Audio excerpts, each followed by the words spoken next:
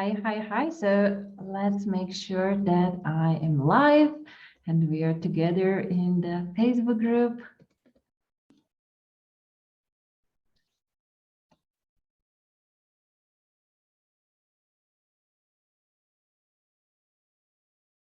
Okay.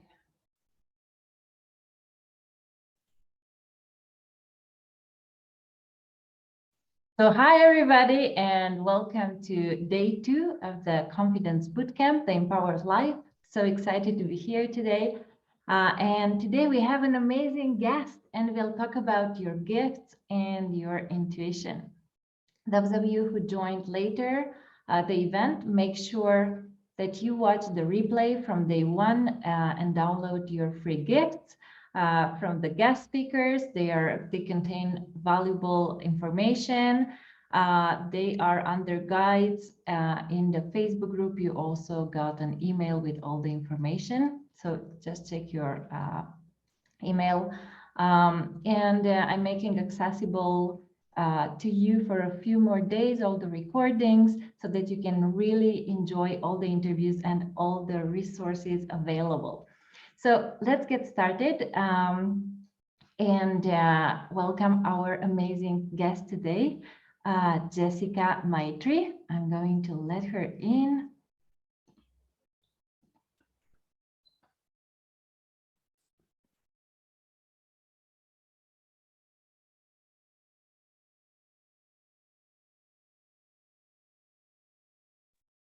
Hello. Hello. Hi, Jessica. How are you? Great. We are live in the Facebook group. So let's welcome Jessica Maitri. Jessica is a licensed clinical social worker, certified yoga therapist, breathwork practitioner, and intuitive energy healer. And she blends both Eastern and Western therapeutic approaches to embodied wellness. Her training in both Western psychology and Eastern embodiment practices form her work with groups and individuals.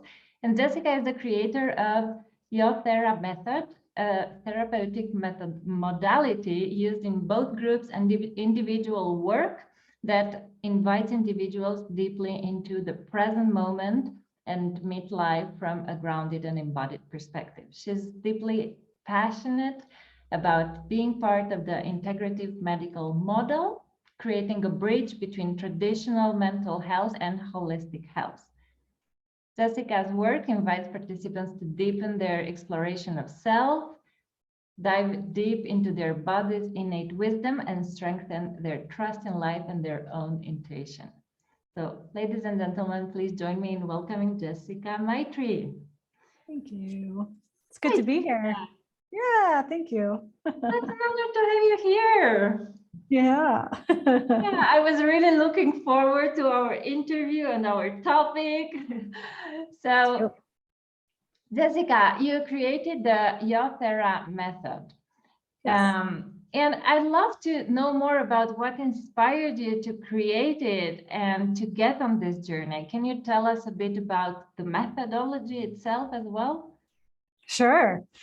Well, this goes along with the topic of intuition and embodying your intuitive knowledge as I answer your question, actually. So I didn't necessarily plan to create a methodology. It just kind of, as I started to tap more into my embodiment and listening to my body and really listening to my intuition, more of, you could call them gifts or abilities started to come online for me. And what happened is I started naturally using some of these things in session with clients. And then it kind of naturally unfolded from there of a 3-phase method that I was using just very naturally with clients, which is the first phase is the mind. And what we do in phase 1 is it's a deconstruction of all of your old stories. We all have them. They're, programs that we were born with through epigenetics or our parents, but also really conditioned through just living, just being a human. And phase 1 is a deconstruction of all of those through shadow work. We use the archetypes We use Carl Jung's the archetypes, but also defense mechanisms with Freud's defense mechanism. So it's a deep dive into just really getting clear on what your programs are. And then the second phase is embodiment. And actually that's where I would take clients, once we figured out what their old stories were, we move into the body and being able to teach them how and show them how to access their intuition through the body, how to use the body in a way that can help transform those old stories very naturally when we're more intuitive, like through breath and movement and talking to the body, things like that. It's a deep dive. And then the third phase was being seen, basically. So they would rewrite their story through the body, and then they would share it for phase 3. So I would have them not only share it with me, but I'd have them share it with their community as well. And phase 3 is a very important part of the process, because being seen makes it more real, and it's more of a commitment to be seen in your new story that's different from your conditioning. So in a nutshell, hopefully that answered your question. Yeah, lovely. I love it. And I love your method. It really makes a lot of sense. So, and talking about embodiment, to be honest, until like not such a long time ago, I didn't really know what was that. And I know that lately there is a lot of work around embodiment and going on. And I would love you to share a bit about what's really embodiment. Totally. I would love to. I'm very passionate about that Yeah, question. because I think there are more people that, they're like, oh, embodiment. I heard that. Right. It's a term that's being thrown around very widely, right? And it's almost like people like the idea, like from the mind of embodiment, but true embodiment, I actually, how it's spelled with an E, I usually spell it with an I, embodiment. So embodiment is really learning how to be in your body and everything that comes with that. And that means being willing to be with the discomfort of being in our body. And a lot of, spiritual communities, or even health, like, holistic health communities, there's a lot, in my opinion, there's a lot of bypassing of being in the body, because everyone wants to talk about being galactic and all of this stuff. And that's great. That's part of it. But we came here to be in a body, and we need to learn how to work with our bodies and this vessel. This is the key to freedom and empowerment. So it's, to answer your question, embodiment to me means all the shadow work, the trauma that's held in the body, the stories held in the body, and learning how to be with them. Yeah. Right. Thank you. Wow, that's interesting. And when you say shadow work, what exactly do you mean? So shadow work, for me, when you think of archetypes, in the Yothera method, we use 12 archetypes. And for example, let's take the archetype of the prostitute. Everybody has that in them, and we tend to go to think of that as like a sexual thing. It's not necessarily about that. It's about, so the shadow of the prostitute would be selling ourselves short. It would be undervaluing ourselves in all the ways that looks like, or disempowering ourselves, or selling out, if you will. And the light side of that archetype would be noticing when we're doing that and shifting actually into our worth and owning our power in a different way. So when I say shadow work, I mean looking at all the ways we've tried to be empowered and how it's actually been disempowering us. So, Right. yeah. Wow, that's amazing. Yeah. I love it. Thank you. Okay. And what would be like the first step to step into embodiment, for instance? Well, the first step, I mean, this is just one idea, but I encourage my clients to spend 5 minutes a day closing their, you could call it meditation, but it's not really meditation. It's just closing your eyes and doing a body scan and naming what you notice. So if you have a tight neck, you can name out loud, wow, I'm noticing I have a tight neck. And then, so you would go down your body and notice sensations and say it out loud, acknowledge them. And then you could also go one step further and go into the heart space and explore any emotions that are there. Because that's part of being in your body as well, not just the heart, but sometimes we reach, like, let's say your low back and there's an emotion there, you know, there's sometimes, or a lot of times in the sacral or even the solar plexus area, we hold a lot of emotion, but we don't give ourselves time to be with it and acknowledge it. So it could be that simple, 5 minutes a day, just scanning the body and asking what wants to be seen. Yeah, thank you. Yeah, so great tip, and you can implement it today. right now. You After, can. yeah, like in 20 minutes. No, but that's really amazing. And actually, you can also take pain away with this methodology. Yeah. With this method, I mean, the studies can. So yes. Thank you. Yeah, I'd love to ask you about now about your spiritual gifts and how to tap into intuition and all. Actually, I prepared a question for you. Great. It's a bit elaborated one and it's personal, but I'm sure that it's going to help others when you respond to this question, because I think it's quite tricky to tap into our intuition, for me at least. When do we know that it's intuition, and when do we know that, or it's our belief system or our past telling us, right? And the other day, I was going on a date and I felt a lot of resistance, and I was really like, oh, I don't really feel this person. But anyway, I went, I thought, okay, so if I don't give it a chance, I will never know. And he was just not for me, you know, there was just like nothing, and good experience, but that was it. And I thought, okay, so that was my intuition. I knew it. But how could you know? How could I have tapped into my intuition before and know that, hey, that's not right for me? Yeah, I know what you're saying.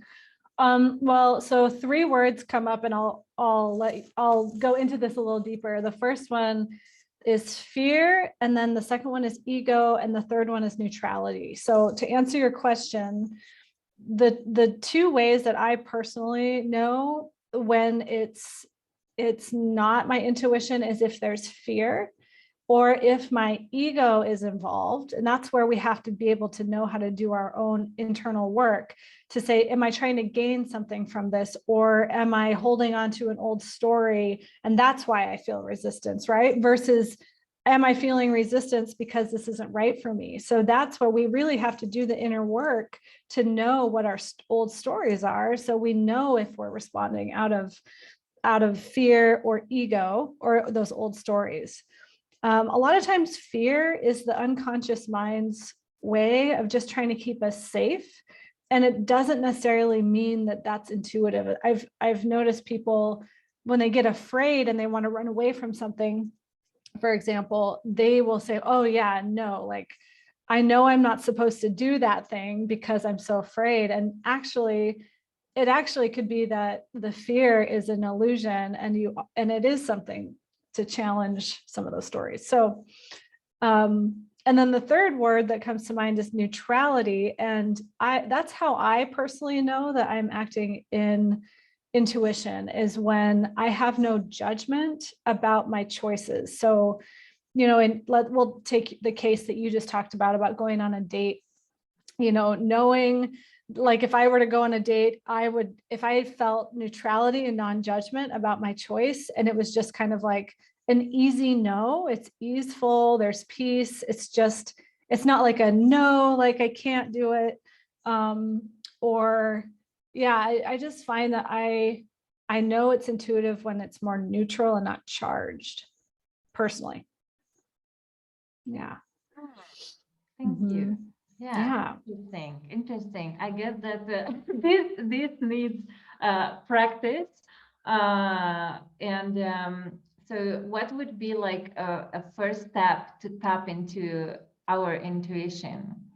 Ooh, I love these. The first step questions. These are great. So relevant. I would say the first step to practice your intuition would be noticing where you have resistance in life and then getting curious about it. That's probably the first step is, make a list. Like if we're talking first steps, you could even do this for a week, keep a little journal and write down, I felt resistance about calling my parents. I felt resistance to going into work. I felt resistance to meeting this person for coffee. And then without judgment, look at that list and go through it and just get curious. What story would I possibly be holding here about my resistance? If there isn't one, you might go, okay, how does it feel in my body? Can I find neutrality around that? Yeah, I think that's a good first step.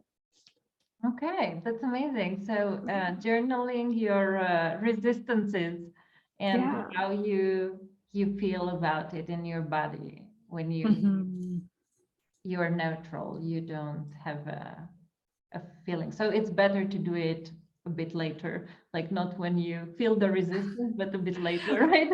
Probably, yeah, just because, yeah, you might be able to see it from a different perspective. If well, if we are emotionally charged, it's like more like of a challenge to see, I guess.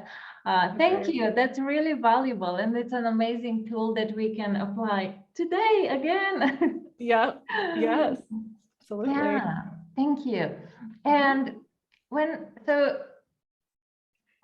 is intuition something? Is it a spiritual gift? Intuition. What's intuition? Because you talk a lot about spirituality and using the spiritual work in the healing process. And is intuition, tapping into our intuition, a way to use our spiritual gifts? Absolutely. Yeah. I mean, intuition. I believe intuition is something everybody has, whether they own it or not. Being intuitive is not unique. It's not special. If you have a body, you're intuitive. There's some of us that are more willing or able or more easily able to follow that and feel that. Like empaths, we can really feel things a lot more. So a lot of times we identify as being intuitive, but the reality is, I believe everyone is intuitive. It's just a matter of how you're willing to or able to work with your body and your natural intuition.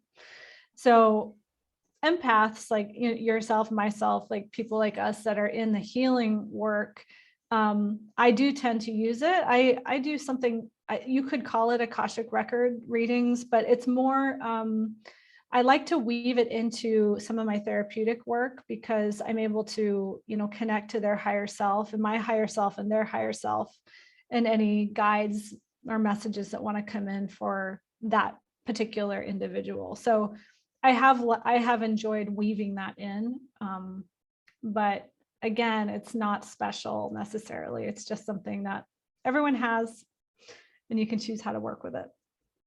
Thank you. That's amazing. It sounds so inspiring and interesting and fascinating, and and it's so funny because in the past I was like, oh, spirituality, oh, what's that? And I was a bit apprehensive about what's being spiritual. And it was like 6 years ago that I started to tap into it. And I think that a lot of people think that, oh, spirituality, being spiritual, it's something weird, like, I don't know, with God, or you do weird stuff, reading minds. Totally. It's so I'm excited for this new wave of people making it more grounded and accessible, because that's what it is. Yeah. Ah, and when we talk about spiritual gifts, what other spiritual gifts do we have? Great question. Spiritual gifts, I tend to think of like, you could call them spiritual gifts or intuitive gifts, but all the clairs, like the clairaudience, clairvoyance, claircognizance, like all of the different senses that we have that can be amplified. So, some people that are intuitive, they only hear, they have a very amplified sense of hearing, maybe beyond the words of someone. They can really feel and sense beyond the words, or they hear maybe even voices or messages telepathically. Clairvoyance is what I tend to, which is the third eye. And I tend to have a very strong clairvoyance, which is the ability to see potentially future timelines, or even see messages that come in like in images and things like that. And sometimes people receive, I have this as well, but we receive messages through the body, like maybe for another person. So for example, like I might be doing a session with someone and I feel a sensation in my body that actually is a message for the other person. So I just, it's like, I feel like intuition starts with the senses and then can kind of build from there.